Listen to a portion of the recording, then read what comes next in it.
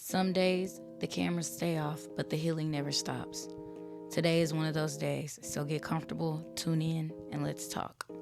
Welcome to Healing Not Healed. Hey y'all, welcome back to another episode of Healing Not Healed. If you're new here, I am your host, KB, and this is a podcast where we are real and raw about healing. Because let's be honest, the journey is never as pretty as social media makes it seem. Today we're diving into a topic that I think is something everybody struggled with at some point. This is my second time recording this audio because the first take was me allowing this to happen. And it is controlling your emotions before they control you. One thing about I pride myself on with this channel is my transparency, and I will say God is still working with me in allowing my emotions to not be what controls me throughout the day. If I would have posted the first take of this episode, it would have caused probably some unnecessary drama and tension and things that just didn't need to happen. You get what I'm saying? So it's things like that where you've made a decision out of pure emotion and then immediately regretted it. And I didn't even edit the episode. I just recorded it, and I was like, I'm gonna edit it tonight. And then I'm cooking dinner for my boys, and I'm literally hearing God speak to me and saying, you need to re-record the episode. This is not the way to go about it. And that, my biggest thing I've been praying on this year is obedience. So I have to be obedient to him versus what I feel, because I really feel like I just need to get my one off and I'll be fine. But that is not what the Lord is speaking to me in my spirit on this present time, so I will not do that. So, as you can see, I've been here. And honestly, learning how to manage my emotions instead of letting them run the show has been a big game changer, but it is very eye-opening in my healing journey. So today we're breaking down how to recognize when emotions are running the show, the difference between reacting versus responding, and then we're going to go through some ways to regulate our emotions and stay grounded. So grab your tea. I got a Sprite. Don't ask me why. I just do.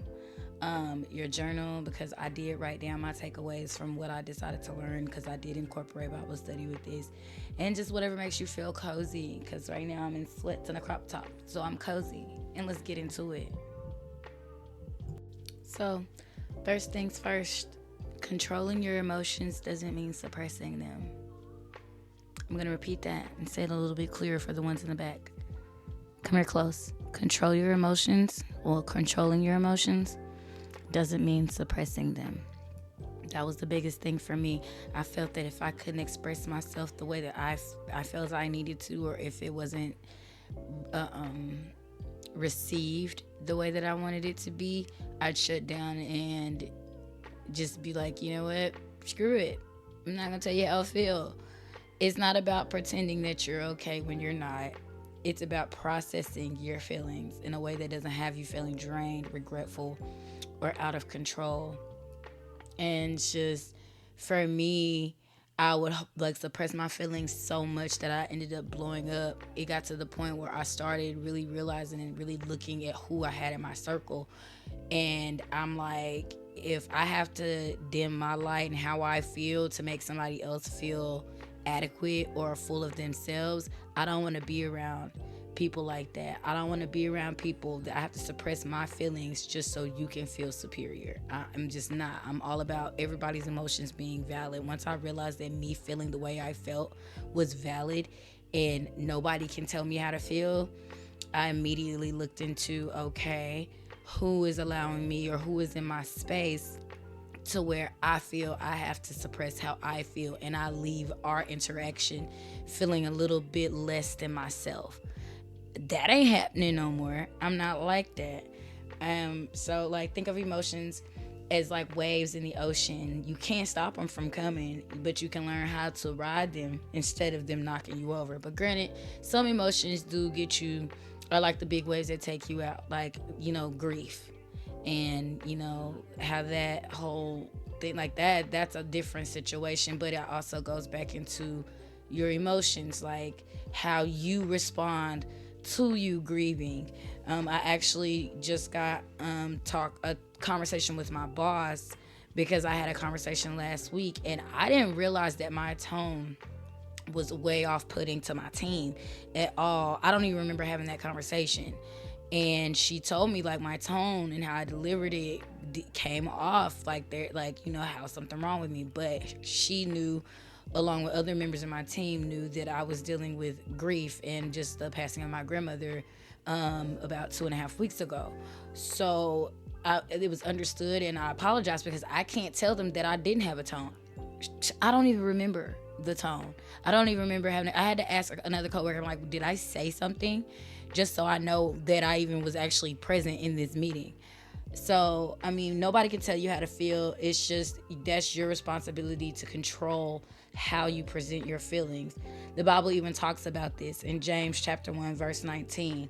Be quick to listen, slow to speak, and slow to become angry.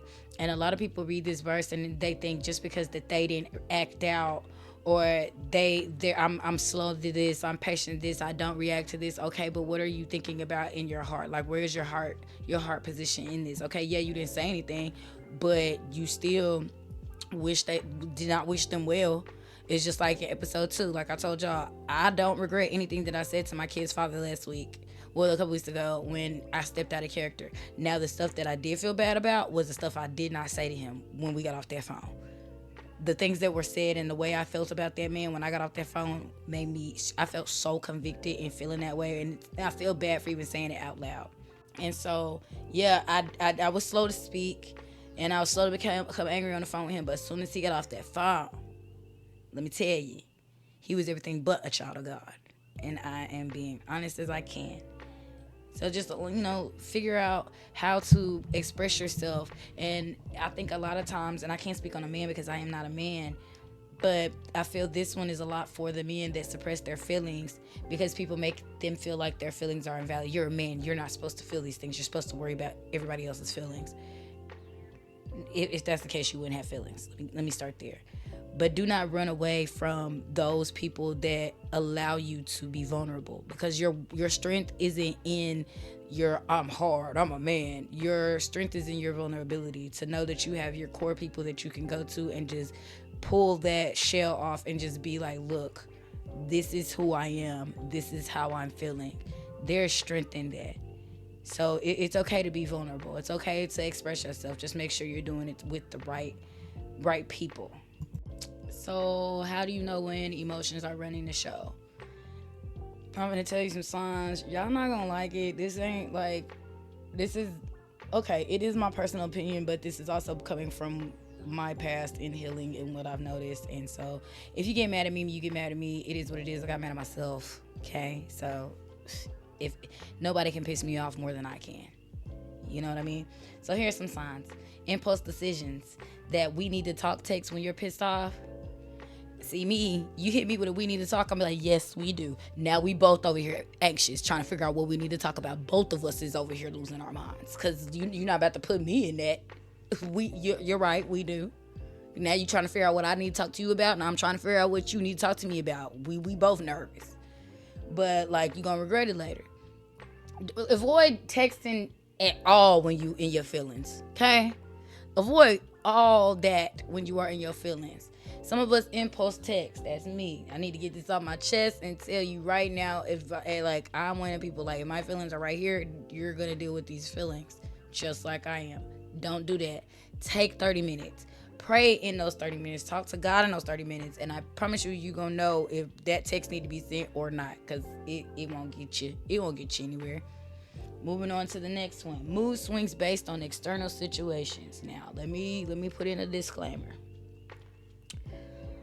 I don't know what's been in the water lately, but I know I did just say about men and their emotions, and that I will put in this disclaimer. It's one thing for you to be emotional and vulnerable and tell me how you feel and all those things, because I'm all ears, I'm open to it.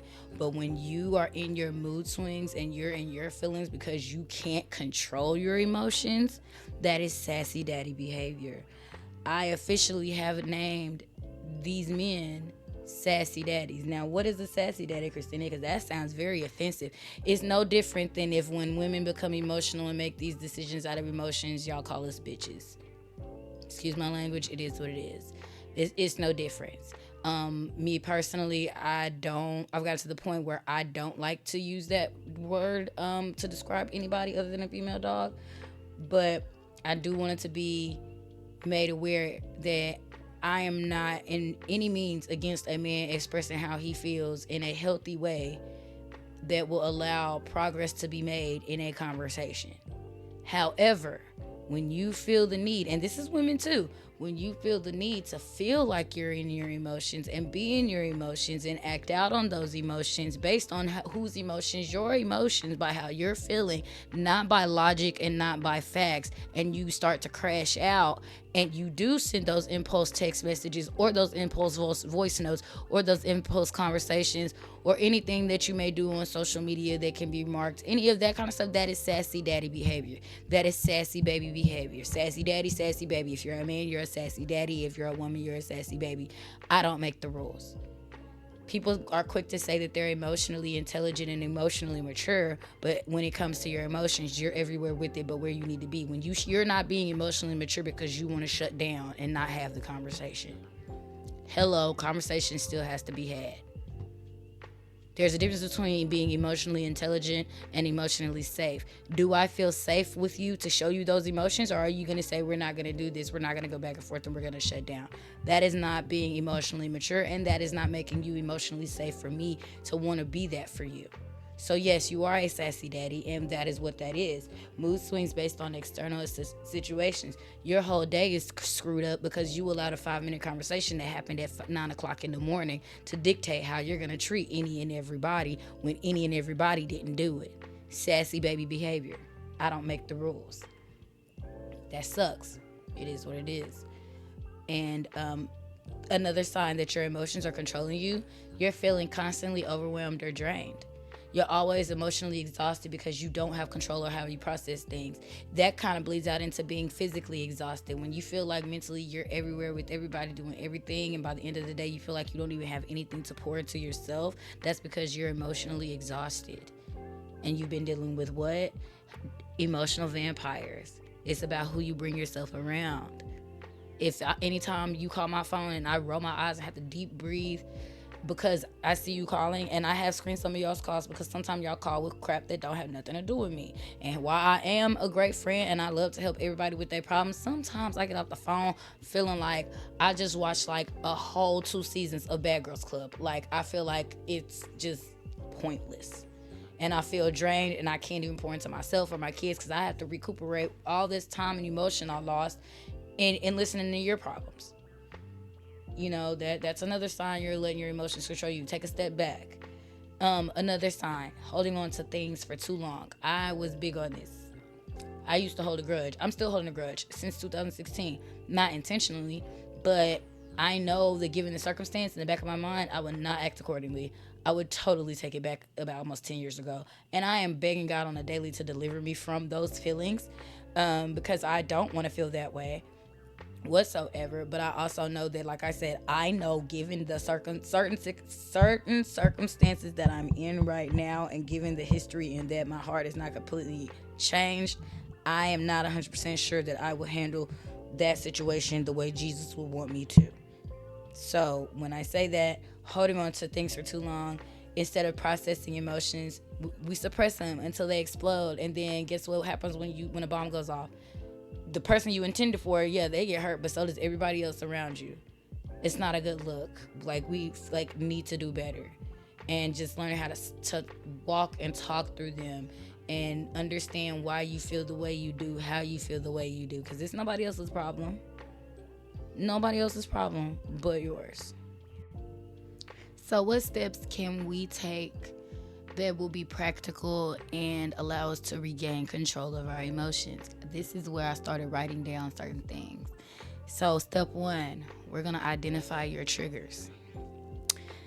Let's define trigger, shall we? And I only want to do this because I was recently told that I am a trigger for somebody. Meanwhile, I've been minding my business and in my own lane, have not bothered anybody. But it did hurt me to know that that's how somebody viewed me. And I can't say that they're wrong, because guess what? Everybody's feelings are valid. So when it comes to identifying your triggers, Let's see. Let's go to Merriam-Webster and see the definition of a trigger. Let's see. To initiate, actuate, or set off. To cause an intense and usually negative emotional reaction in someone. That is why being called a trigger for me was very bothersome, because I stay out the way. I'm very low key. I don't bother anybody. So to be told that I am a trigger for somebody, one, I can say that they're wrong, but I can't say that they're wrong in how they feel. So that's that. So when you identify your triggers, what situations, what people or environments set you off? Not what people, environments, or situations makes you uncomfortable because you're not where you need to be, or you're doing something out of the ordinary, or they're actually wanting you to challenge yourself. But like, what are they doing? Is it like you're feeling ignored? Are you feeling disrespected? Are you feeling unheard? Like, recognize your triggers, because that helps you prepare instead of react. Like, I know that me being on the phone with my children's father for longer than 5 minutes is a trigger, because then I start to listen to how he talks and how selfish certain things that he's done. And he knows this, so this is no news to him. But like, I've noticed like certain ways that he acts and how he views people. It just really it agitates me. And so like, if it's not about our kids, we really can't be on the phone longer than 5 minutes. I also know that this is a joke, but it's not the gym. Huge trigger for me. It is a trigger for me because then I start to realize like I can be better than what I am right now, just because like I know I don't eat right. If I ate right, y'all wouldn't be able to tell me nothing. Body goals, body tea. You know what I'm saying? So once you identify who, what, when, where, and how it pulls you out of your character, and not all times is your character right. You know, not at all. Sometimes you could be saying people, places, and things are character because they're trying to pull out the authenticity that is really you, and you're not liking it because you have to step out of your comfort zone. That is not a trigger. Let's start to identify what's a trigger. Like, what makes you react in a negative space. That is a trigger. Secondly, pause before reacting. You know how much you can like gain clarity from just sitting still and really like thinking about what you're gonna say and how you say it, and like just pause. Like the 10-second rule. Like, before responding, take a deep breath and ask yourself, am I reacting from emotion, or do I actually need to say this? Because I know me, when I feel like my feelings are hurt, you gonna hear me. You're gonna hear me. Like, my feelings are facts. Like, it used to be so bad, like no matter what I do, it's like I can't go to bed upset, and I still can't go to bed upset. So you're gonna hear something. But I'm to the point where I've paused.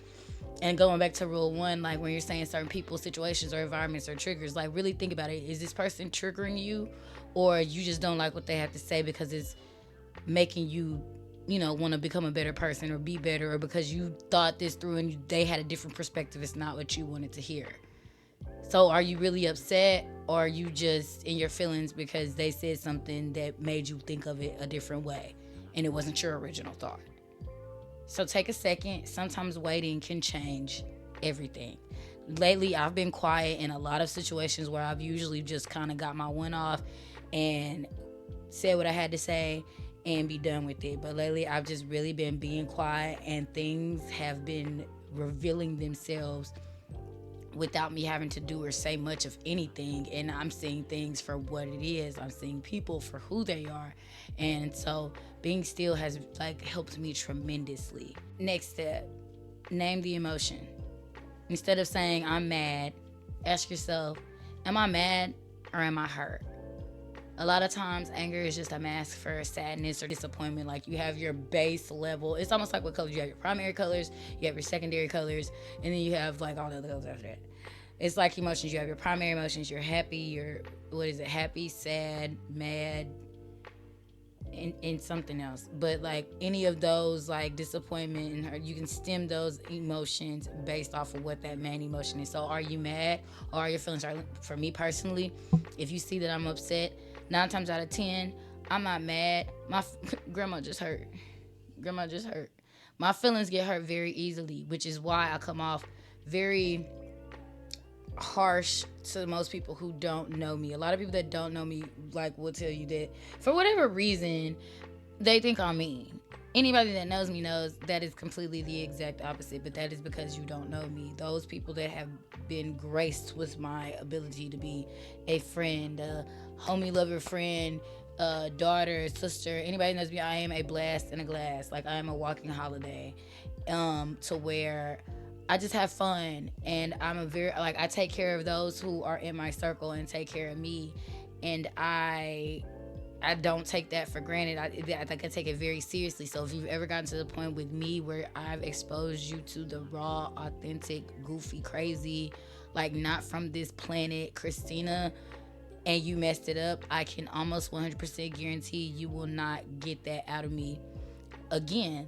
It's just because it took a lot for me to show that side, and each person, everybody in my life gets some sort of Christina, whether you're at work, you're home, you're an acquaintance, we were in a relationship or anything. Everybody's gotten a little bit of Christina, but to get 100% of me and be in that small circle of people, i.e. friends and family, that have seen that, and you mess that up, it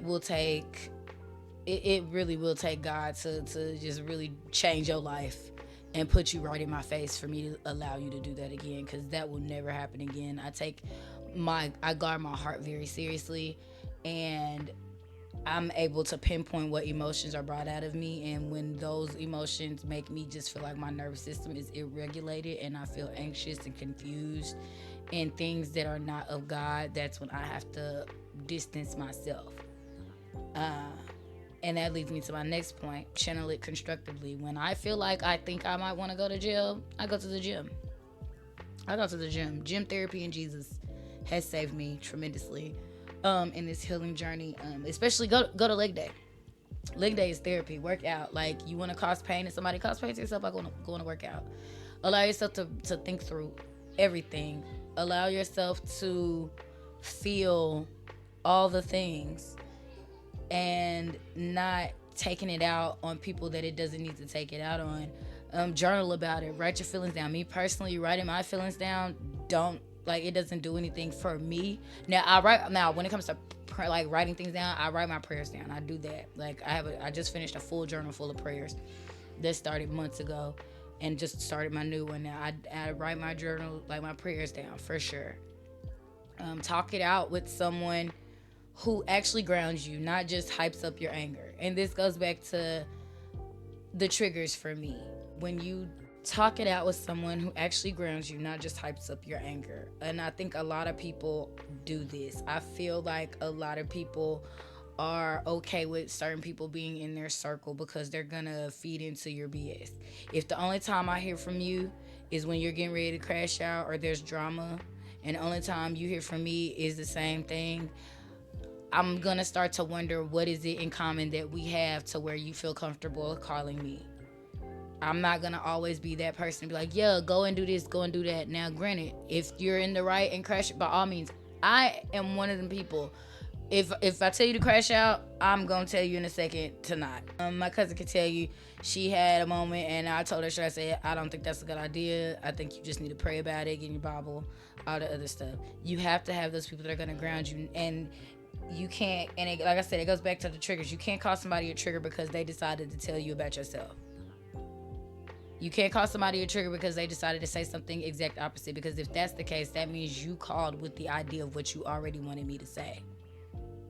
You didn't call because you wanted an opinion. You didn't call because you wanted help. You didn't call because you wanted to get grounded and actually be aware of who you are and how your emotions are showing up. You wanted someone to egg you on into the negativity and the toxicity, and I am not one of them people.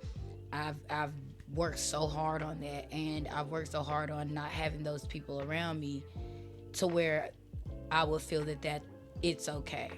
This time last year, maybe I would have put a Snickers bar in your gas tank. Maybe I wouldn't have. Maybe I would have melted some Starbursts and put them on your windows, so when you pull it off, it shatters the whole window.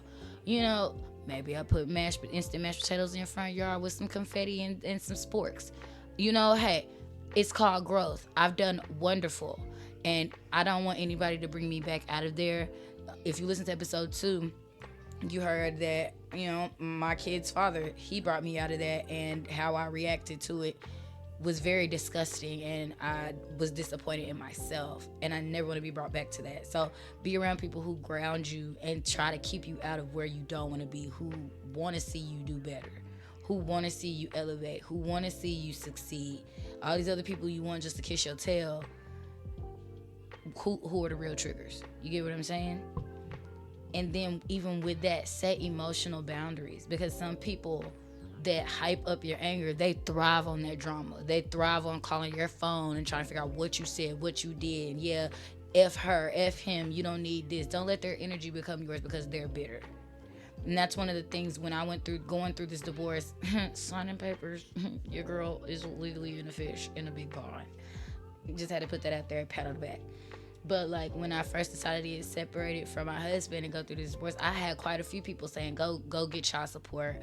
Like bitter baby mama stuff, like, no, be this person, tell me, can't, like, and I never accepted it, because at the end of the day, I took it for what it was at face value. I have an amazing father for my kids.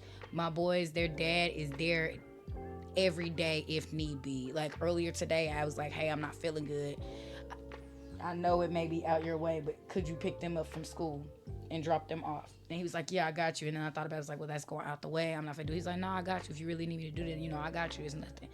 And I appreciated just that little gesture of like, I don't feel good. Can you at least pick them up and just drop them off? Mind you, he would have been going like 20 minutes outside of where he was gonna go, and they stayed 5 minutes down the street from me at school. So that was one of the reasons why I just told him, don't even worry about it.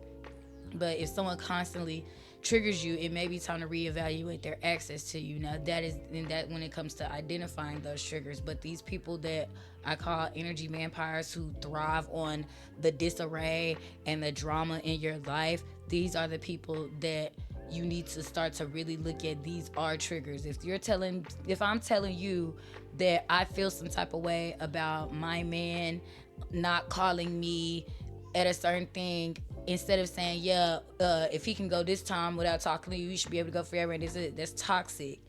And instead of that, I would have been like, okay, well, maybe he's doing this. Maybe you can reach out to him and say, hey, this, like other options other than just instantly going from 0 to 100. You need to start reevaluating your camp, and it could be friends, that could be family, that could be anybody that you talk to on a daily, every other daily, but weekly basis. Like, you just never know who's in your circle until drama arrives, and you don't want those energy vampires around you. And then all of a sudden you're alone, and now they're happy, and you don't hear from them. You only hear from them when it's some BS. Just saying, be mindful, y'all. Be mindful. At the end of the day, healing requires emotional control. And I really want people to understand emotional control and emotional intelligence and safety are all different. Emotional intelligence, a lot of y'all think that just because you are aware of your emotions, that makes you emotionally intelligent. No, it does not. Emotionally safe does not mean emotionally intelligent. Having emotional control does not mean that you're emotionally safe or emotionally intelligent. Let me just break it down. If you have emotional control, that means you are aware of your emotions and you are able to control them and not have outbursts and reactions based on how you're feeling. That's having emotional control. Emotional maturity / intelligence is when you acknowledge that there may be an issue and it may make you feel some type of way, but because we're talking about it, that does not necessarily mean an argument. We are just having a conversation. Not throwing stuff under the rug, not wanting to go back and forth is not emotional intelligence. That is actually emotional immaturity if I can't come to you about something that makes me feel some type of way without you thinking that we're having an argument and it's an attack.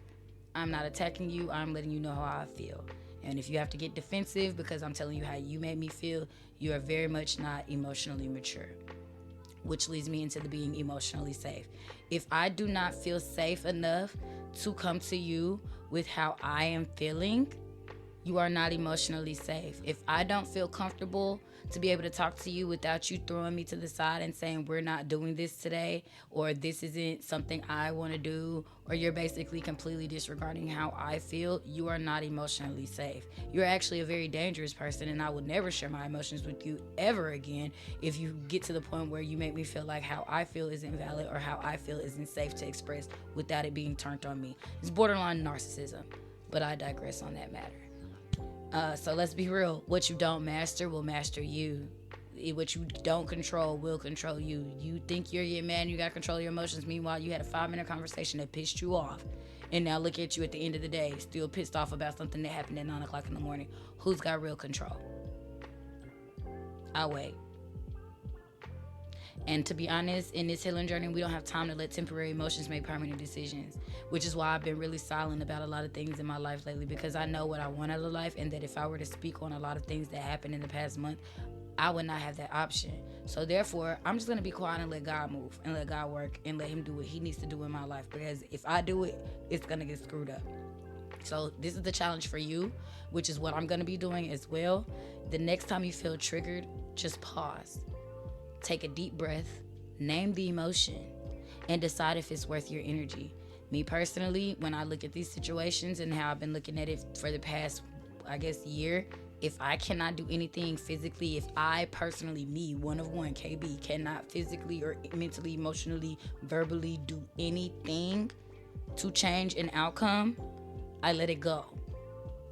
If I cannot control how it's about to go down, I let it go.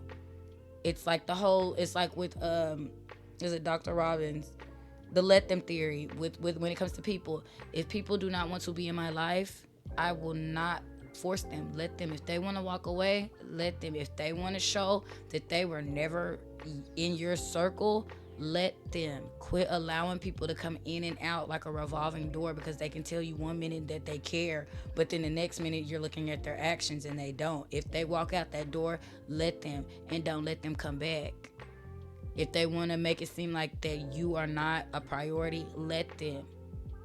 Quit making people that are options and are treating you like you're optional as a priority. Let them go. When people show you who they are, believe them. It doesn't say when people tell you who they are, because if I was to go by what somebody tells me, I'd be just as delusional as they come, thinking that this is all for play. But I've grown up, my frontal lobe has developed, and I see things for what it is. It's not worth your energy. So let's keep this conversation going. Drop a comment if you've ever let emotions get the best of you, and what did you learn from it? Are you still learning from it? We can keep this going. And if you're loving the podcast, please make sure to like, comment, subscribe, listen on YouTube and Spotify. The links are in my bio. Go ahead and hit a follow over there on the Instagram at HealingNotHealedPod, and let's stay healing.